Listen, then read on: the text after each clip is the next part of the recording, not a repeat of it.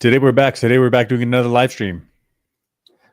Yep. First thing, let's thank ForTheFREEMAN, one of our commenters, told us about some bad audio issues, and man, they were distracting. We were able to find a fix. So thank you for telling us that happened. So we were able to telling us we made a mistake, and now we have a high quality video, and everyone can enjoy. Thank you very much. Yep. Thank you.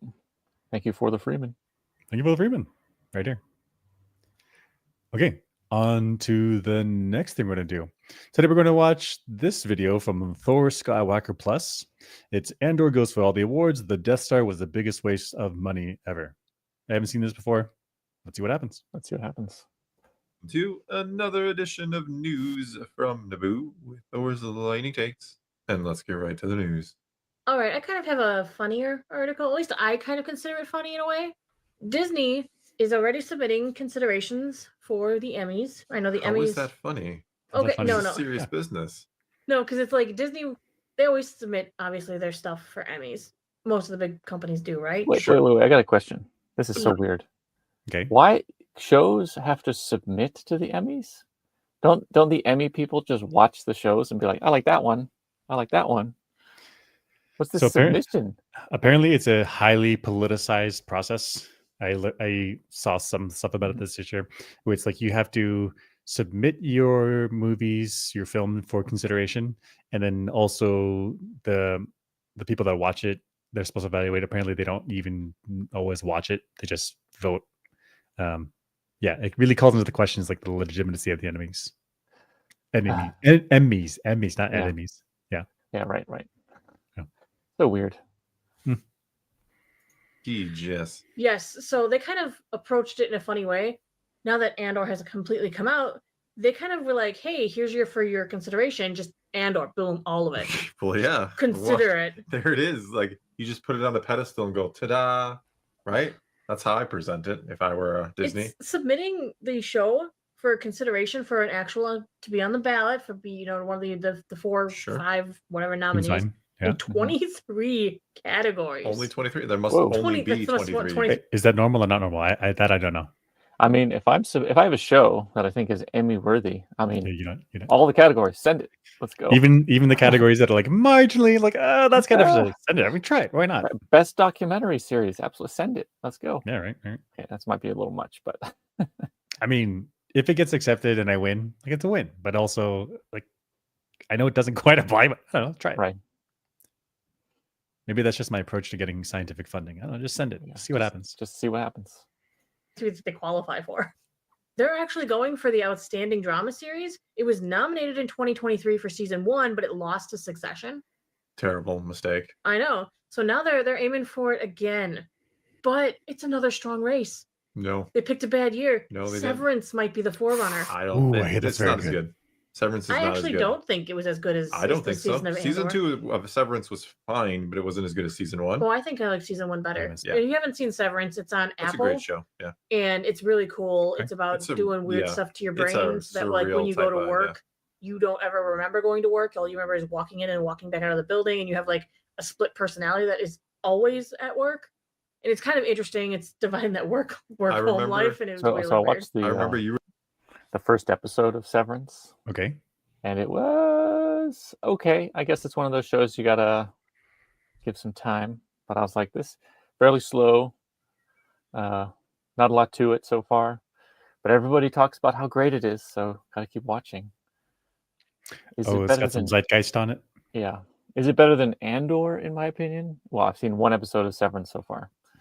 So no, but Andor has Star Wars, so yeah, and Severance has work-life balance, which a lot of people are working with.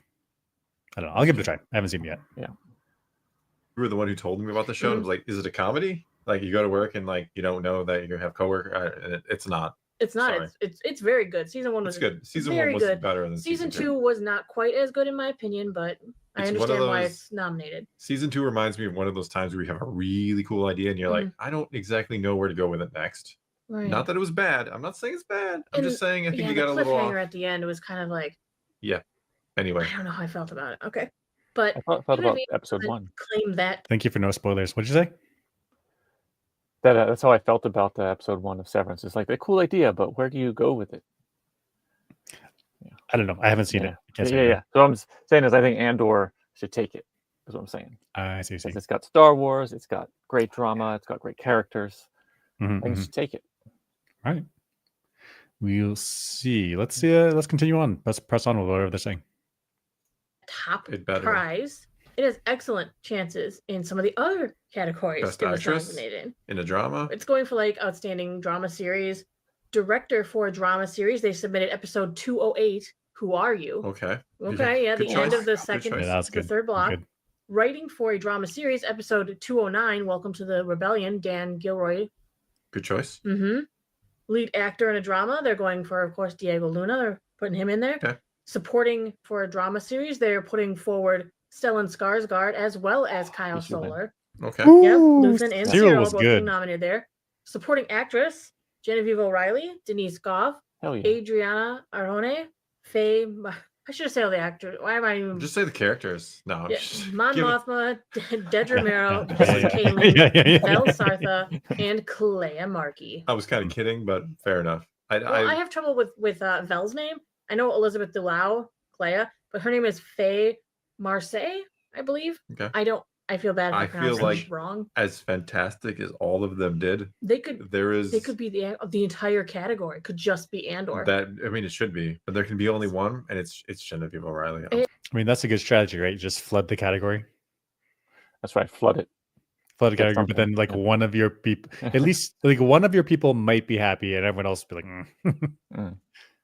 If I were to pick one for supporting, I would go Skarsgård, Luthen. That's how I do. What about you? Who would I put? I guess, Cyril, but is that because I like him? Or is it because I really believe that his character I really believed his character was consistent. Like I felt like, I don't know, it's a good character, but also what if he's just like that in real life? Like, I don't know him. Like, is that good acting? Right. I mean, as long as you believe the character, then the actor can get the accolades. And if in later acting gigs, it shows that like, oh, he wasn't that good, that's fine. You like the character. What about Clea? I know you like Clea. I like Clea, but gosh. So we don't see a lot of her. And in the second to last episode, there was a scene where she goes from like worried in the hospital to like, I'm a killer. And I would have liked to have seen more expression change. But also, gosh, I saw this video that was like, if you're acting on a stage, like a musical, it's like grand emotions because people have to see you. And then if you're acting in theater, then you have less emotion, less expression, but still more than if you do it on film, where like the camera's like zoomed in, you can do some really minor, subtle facial expressions. So now that's in my head, I don't know how to judge this stuff nicely. And I end up making videos about droids like splashing water. I see. Yeah, so I guess maybe this is too conservative scientist of me, but I don't know how to judge it. I just like the show or not. Oh, I see. Yeah, I'm just going straight by feels. And which character do I think was most impactful for me? Would be Skarsgård, Luthen. And then I don't get any scientific about it. Gosh, I can't turn it off. Just scientists all the time. All the time. I'm sorry to all the other ones. I know. I'm sorry. But they were all so good. Yeah. All of them had their moments of really shining throughout. That's true. Guest actor in a drama, Ben Mendelsohn, going after Orson Krennic, as well as Forrest Whitaker's Saw Gerrera and Benjamin Bratt's Bail Organa. Ooh. Okay. So that was a good impersonation. Yeah. Very nicely, dude. Done, Thor Skywalker. Saw and Bale, they nominated him in that. Oh, yeah. Yeah. Best guest actress, Varda Sethu, who played Cinta. Okay. I guess. Yeah. She was kind of like a guest actress in this one. Yeah, she was barely in there. Character voice over character Alan voice. Tudyk? Yeah. Alan Tudyk. They're also going for like casting for drama, cinematography. Gosh, that's okay. Because this really wasn't much Alan Tudyk in season 2. Right. It's pretty much just the last 2 episodes, I think. Yeah. He didn't have that many lines. Didn't have much going on. Yeah. That feels to me like Disney's just throw it against the wall, see if it sticks. Yeah, I mean, even Cinta, I don't remember the actor's name. 1 episode. It wasn't that much. It's hot. 1.5. I mean, 1.5 maybe. Until she got Okay, but didn't we at the start of our live stream today say we said like just send it okay, send it, see what happens, and then now we're like what happened to us? As a person who's like determining who should get the award, that's gonna come. What we're talking about comes into consideration. But if I'm Disney, I mean, send it. Let's go. Oh yeah. I would submit this in every category, even if categories don't make sense. Right. It's not my problem that the award people have to sift through, submissions that don't really fit. Not my problem. It's just strategy. Yeah, strategy. Right. For a series 1 hour category, fantasy, sci-fi, costumes, makeup, hairstyling, production design. The costumes, incredible. Yeah, incredible. The music, incredible. Set design, like the Gorman alone. Those pigeons. The pigeons. I was thinking the leather work. The prison, because the pigeons like so immediately told me this is a French planet, and all it had to do was look at pigeons eating some pastries on a table. Like, oh, incredible! Like, what a clever way to tell the audience what's going on here in such a short amount of time. Incredible. Right. Music composition for a series. Just give them all. Yeah. Like, I don't know why the score, music, lyrics, picture editing, sound mixing, special visual effects, stunt coordination, and stunt performing. I feel like if they don't get a good chunk of those, it's BS. Promotional poster award? Heck yeah. Oh yeah. Look at this. That's great. Even this guy, he was in there for like a little bit of one episode. Who are we talking about? Down on the bottom right, this trooper, the one with the rocket launcher that we're like, where did he come from? Oh yeah, he shot down the exactly. Yeah. That's good. Cool. But it's sad because they actually haven't been pulling well in the Emmys over the past years. Because no one takes Star Wars seriously. Mandalorian is their only live action. Well, it has the most trophies. They won 15 across its 3 seasons. Okay. Mostly technical categories, though. This year, the Emmy nominees are going to be announced on July 15th. That's when we'll know who they're actually going for. You mean Pedro didn't win Best Actor for saying, "This is the way"? This is the way. This is the way. So by July 15th, we'll know how many of these categories Andor is actually going to be appearing on the official nominee ballot for. And then who's this guy? Yeah, I can't see your mouse. I don't know who you're pointing to. Oh, you can't see the mouse? Oh, no. So Cassian down to the left, K2SO, then Cinta, and then this guy right below him. I think he's from Rogue One. I see. Oh, is he in the last episode helping Cassian? I can't really see his face that well. We can't zoom in, can we? I can't. No. Kind of. I don't know. I don't remember. I don't know who that is. Oh well. And on the 14th of September, we'll find out if they won any or how many they won. And I wish them the best. Well, I do too. I mean, I generally don't really pay too much attention to awards, but for this, I'm interested because this show is it's that good. I like to see them receive the accolades for the hard work that was put in. I mean, this show is rave worthy. Yeah, there were so many moments, and so many of the actors in it have just some standout moments. Whether it's Genevieve O'Reilly delivering her speech to the Senate, or even Vel giving a hardened speech about after just losing her loved one, the love of her life, for all we know. I would not have picked those moments, but right. I didn't really like the speech, but I can say that this is some emotion. This is some emoting, for sure. She's not plain face. She's acting with emotion. Yeah. Agreed. Well, it was, yeah. Yeah. There were so many standout moments. Krennic's speeches. He had multiple speeches with too. The tapping on the head. Saw Gerrera's speech. Yeah. There were just so many moments. Saw Gerrera's speech. I'm not really a Saw fan, right? But I almost got radicalized. Like I felt it. I was there in the moment. I was like, I want to join up. I mean, you do believe that Saw is crazy, like a little on the edge of losing it. Mm-hmm. So, and like in true zealot, he believes in the cause. He felt it. Yep. I really would love to see the show get some more of those accolades. I think it deserves.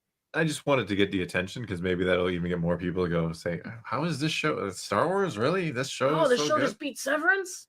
Yeah, or whoever else they want to throw up there. Come on, beat them all. Well, exactly. Take it. Knock them all down. No, but you're right. It would definitely bring some more attention to the show and maybe give Disney some pause to go, is this the kind of show? Should we maybe try another project similar to Yes, this? please. Yes. It doesn't, again, does not all have to be Andor, but maybe trying one out now and again might be a good way to go. I like the adult Star Wars. Like, I think the fan base, I guess the modern era movie watcher, can be quite sophisticated in their good versus evil, which for me was like the big deal of Andor was this nuanced. People are good and bad, and the bad people are also good. So you have to. It's not so straightforward as light side, dark side, done. Good people, bad people, done. Gosh, I have mixed feelings though, because on one hand, yes, I like the adult Star Wars, but on the other hand, in the main storyline for these big blockbuster movies, I would like a more, I don't want to say competent storytelling, but it doesn't have to be so sophisticated. Like it can be a lot of things could underlie it, but maybe the story is, I would argue, should be simpler. So I guess the distinction for me is in these big movies where you have like the summer blockbuster, you really only get an hour and a half, maybe 2 hours to tell your story. It's got to be simpler. Whereas in these long episodic seasons, you can get a lot more nuance. For example, Game of Thrones. I mean, if you try to compress Game of Thrones into 8, even 8 1.5 or 8 2-hour movies, it would be very difficult to get the nuanced perspective of how each person is good and evil. But stretch it out for like a 2-hour episode, and you get like 10 of them per season, something like this. And then you stretch it out to 8 seasons. You get plenty of time to really probe the thoughts of the characters. Right. So I really like I like the adult Star Wars, but I also really like how competent it was done. So I was immersed in Andor. If I was similarly immersed in a good versus evil storyline with like adventure, I think I would also really like that. It's just the Disney, I don't know, trilogy kind of, especially with the last one, like really kind of fell apart. Clumsy. Yeah. Got really clumsy. And so I wasn't immersed in the same way. But I think a good version of that storyline could have been immersive. Just interesting. Do an old Republic show in the same vein as Andor, and oh my goodness, that's all I can say. Really good. That could be interesting. What I would find a show interesting is, and this you might not like my pitch here. What if they did a show, a young Sheev Palpatine growing up, finding his when he's eventually corrupted by the Sith, that he still has to find his way to make a life forward in politics, while at the same time disguising who he is, training to be a Sith with a Sith Lord, a Sith Master over him, while still lobbying for a planet on Naboo. Moving, it kind of be an interesting political thriller, I think. That'd be cool. You never read the Darth Plagueis. That'd be very cool. Yeah, that'd be very cool. And gosh, it's just, the thing though is like these like great movie and TV show creators are hard to find. It's like, I want this story and that story, and I want it to be perfect. It's like, well, it's harder than it looks, I think. I agree. But I want them all, honestly. I want it all.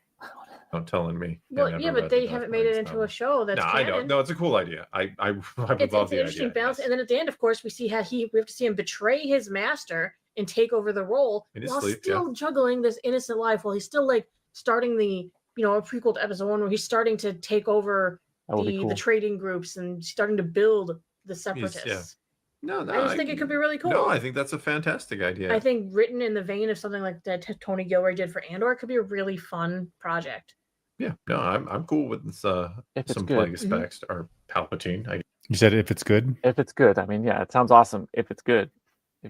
Right. So yeah, I guess it's the difference between the concept of something and then the eventual execution. Right. There's a lot of concepts that, if done well, sound awesome, but getting from one to the other is tough. Devil's in the details. Yep. Yeah. I guess because again, they kind of are intertwined. Absolutely. And another thing I kind of want to talk about today is there were some fun Reddit forums and posts. People have been questioning how long the Death Star was fully operational. Because when you see it in New Hope, you're like, this thing was a secret. This thing was, how long has this been around? And, destroys a planet. And you don't think about how long has the Empire had this thing. No, you don't. Now we kind of have a very definitive answers. It's a couple days. It's literally, it's got to be days. Yeah. Because we know we saw it being built in season 1. In season 2, we see that they're still working on it, which means it's been at least 4 years, 5 years, that because we saw that Cassian was in Narkina 5, and then 4 to 5-ish years pass before he's on the mission to go and steal the Death Star plans, and they had just tested it on Jedha City. Yeah, it's days. Even though days. I mean, okay, to be fair, we're asking for like a moon-sized space installation. Right. That's a lot of metal. That's a lot of metal to move there. I guess actually also they're saying that it's only been in operation for days. It actually might explain why the destruction of the Death Star doesn't have a big political impact on the galaxy. People didn't know about it. Like they didn't know about it, and the thing they didn't know about gets destroyed. They still don't know about it. And so as far as they know, the Empire still reigns supreme, but they didn't lose this big piece of tech. So it didn't have any political impact. That could explain it also that. That's kinda explains why the exhaust port was attackable. Because like they just made it. We don't know where the weak points are. And then the rebels come in to like one-shot wonder, just pop, blow out the whole thing. Yeah. Wasn't Galen Erso put the flaw in on purpose in Rogue One? Oh, that's right. That's right. I haven't watched Rogue One in a while, but that's right. We'll have to watch that again. Yeah. That's... But gosh, I wonder if anyone got fired. No, they didn't get fired from this. They all died on it, right? They all died on it, yeah. Yeah. Okay. No one got chewed out. Yeah, just died. It has a long history because, of course, we see it in Attack of the Clones. We see the plans, and then at the end of Revenge of the Sith, we see it being built. Right, because at the end of Rogue One, we see them hand the plans off. Wait, at the end of Revenge of the Sith, we see it being built? I thought this was the second one. At the end of Revenge of the Sith. No. End of Revenge of the Sith. That's Star Wars 3. Okay. So this is like a 20... I don't know. The Empire at the Battle of Yavin was like 20 years old. So it's like a 20-year-old project. Dang. That means Palpatine had this plan for it, and then they started building it real quick. Real quick, yeah. I mean, that's the type of motion, that's the type of acceleration, that's the type of creation that you can get when you have an empire. Right, when you have authoritarianism and you can just push people out of the way and put resources where they're needed. Build the thing. Yeah. Done. Sith, we see it being built. Right, because at the end of Rogue One, we see them hand the plans off to Leia. Then the next time we see those plans is in A New Hope. She's on the same ship. He's tracked them down, and he's taking her captive because he knows she had the plans. Well, yeah, I just saw your ship, literally. Yeah, then we see Luke with R2, hence having the plans, and it's a matter of days that this thing is fully operational. Yeah.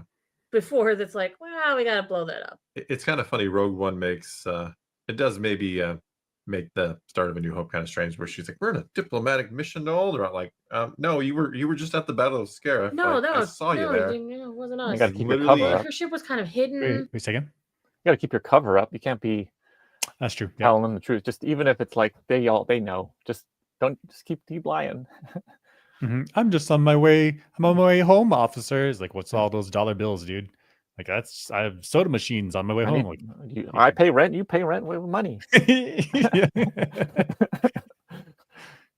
Inside of another ship. Yeah, but Vader literally watched it with his cape flowing in space. Don't ask questions about why his cape's flowing in space. A lot of ships look like that. No, it's not the same one. But it's funny. Wait, his cape is flowing in space? Are they saying that because there's no air in space? So why is his cape flowing? I don't know. I assumed that it was because he just force manipulated his cape to make it look cool. If I had force powers, I'd do that all the time. I mean, I think a cape moving in a vacuum would be pretty cool. It would just move differently. It wouldn't billow so much. It would just, I see what you're saying. It could still be cool. Because you may not have wind to push around the cloth. I guess you don't have wind to push around the cloth. Right. But it's still all like linked fibers. So if you have a swing, like if you have an oscillation on this side, it propagates down. Right. And it's connected to him. Right. I don't know. We'd have to see the dynamics of exactly what happened. Yeah. Because it's only fully operational for a few days. We know that it was under construction for like 19 years. The plans existed for it for at least 23 years. Yeah, Attack of the Clones. Yeah. So this is his long-term strategy. You know what that also means? It means that okay. So wait, before they go, counterpoint. If you have a galaxy's worth of resources, building a moon base might not be a lot. Might not be a lot. That's right. Because it's huge on our scales, but they have billions of trillions of planets to work with. and the populations of those planets and the resources and the stars of the galaxy. Yeah. That's a lot of stuff to work with. Like, for example, my desk here is a glass table, like glass, the top surface is glass. But for our culture in the whatever many hundreds that just discovered how to make glass, they're like, you have so much of it in high purity. But for us now, it's like, yeah, kind of normal. Just go to IKEA. We know that Andor series ended with Dedra in Narkina.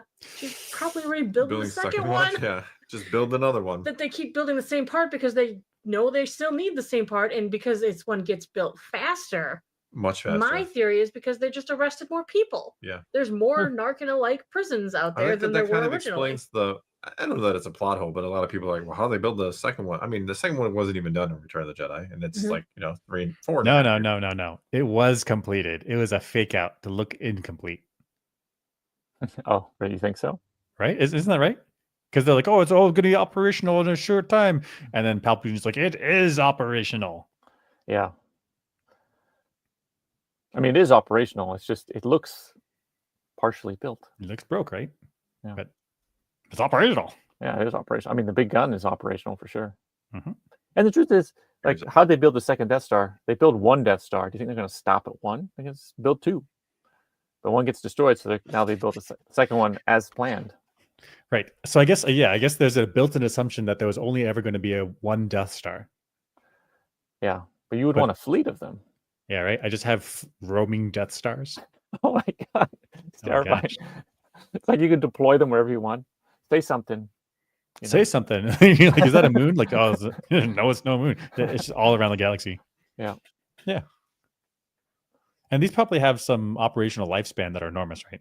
I mean, right, probably. You're not going to build this and then like 3 years later toss it. Like, no way. Yeah, you build a bunch. Should we be emperors? Yeah. Build a bunch. Actually, after. So, yeah, they just hired forced labor? Yes. Yeah, because they were arresting more and more people. So they were like, well, we're almost done with the first one. They just started the second one up right away. They already knew what they were doing at this point. I mean, job creation, right? Yeah. And also the second one, you're going to learn a ton of lessons building the first one. So the second one's going to be significantly faster. Fail fast. Yeah. We're startups. The project was in place. We don't let people out of jail anymore. So, because that was a relatively newer adjustment. It was 4-5 years. It was at the end of season 1 in Andor when they're like, people don't leave prison anymore. We need that. Ever. We need labor. Cheap labor. So they're arresting more people, and now more people are making Death Star parts. Talk about big government waste. That is the epitome of the Death Star. But think about the lessons learned. That's right. Thinking about all the technology that came out of this that can then be disseminated to the rest of the galaxy. I mean, also military spending, which is the Death Star's internal military spending. Like, we can say, like, oh, it's so much waste. But like, we still spend tons of money on it because we say we need it. Right. So. There's also like, okay, I was joking, but also not joking, because there are things like military requirements for the chips inside their tanks. They have to be able to withstand these extreme temperatures. But then a lower grade of that makes it out to consumer markets. That's right. So in some sense, like, it is wasted money. If you build a tank, you never use it in combat and you retire it after whatever many years. But also it pushed technology forward that reaches out to the rest of society. So it's waste, but not waste, but is, I don't know. So how many offshoot technologies helped the galaxy become more prosperous because of the Death Star? Who knows? Right. There's all these suppliers and companies starting up to help supply the Death Star construction. They pivot to consumer markets. Yeah. Like these radar dish thing or this dish thing or whatever it's called. Yeah, that could be reused for something else. I don't know. Maybe. We shot it twice. No, wait. They shot it 3 times. 3 times, yeah. Yeah, they tried to shoot it a 4th time, but it didn't work. It didn't get that far. No. And the second one only gets to shoot a few ships. Yeah, it didn't get to be a planet killer. No, it never got a planet. It just blew up some rebel ships. What a bummer! So bummer. It didn't get to fulfill its goal in life. That's right. That's all I got to do. That was even a bigger waste. No, but that's all I got for the news today. Well, interesting stuff to talk about. Yeah. That's all we got for you this time. So it is your turn. Take to the comments below. Cool. Okay. Yeah. Cool. Fun Cool video. discussion. Yeah. I don't know though. Biggest waste of money ever. Hard to I don't say. know if it had been deployed and used, and then they had a fleet of Death Stars roaming around the galaxy. You know, some planets mouthing off, running their mouths. It's like, hey, we'll send 2 Death Stars to you. We got plenty to roll with. Shuts everyone up. I don't think that's a waste of money. Also, I got a counterpoint. So the Death Star was built. It cost whatever many trillions, quadrillions, whatever it is, right? But it did shoot, which means we can assign it a cost per shot, like some dollar value per shot, or a shot per dollar value, like some use per dollar value. Dollar value. No, gosh, what am I saying? Dollar value per use. Yeah. I have bought shoes that I've never worn, and so even if it was like $30, $20, whatever, right? Yeah. That's 20 over 0. That's infinity. That's worse. That's right. If you go with lives impacted by the technology, this hits so many people's lives. Yeah, all those Alderaan people. Yeah, Alderaanians. It touched them. Yeah, touched them in like a hot burning place. Yeah. So the cost per life is actually quite low. It's so brutal. Oh my gosh, I see what you're saying. Because like, okay, so if you have a bullet, oh gosh, okay, we're doing this a lot. Okay, so we have a bullet and it shoots one person. That's the cost per damage dealt to your enemy combatant. But then if you kill an entire planet's worth of people, like that actually might be more affordable.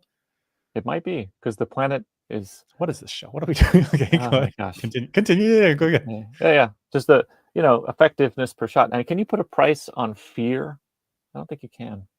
That's good. That's a good point. Yeah. I mean, they were destroyed, but they were supposed to create fear in the galaxy. That's true. That's priceless. Priceless. It's the hearts and minds that you touched. That's right. All right, that's it for this live stream. See you next time. Yeah, see you next time.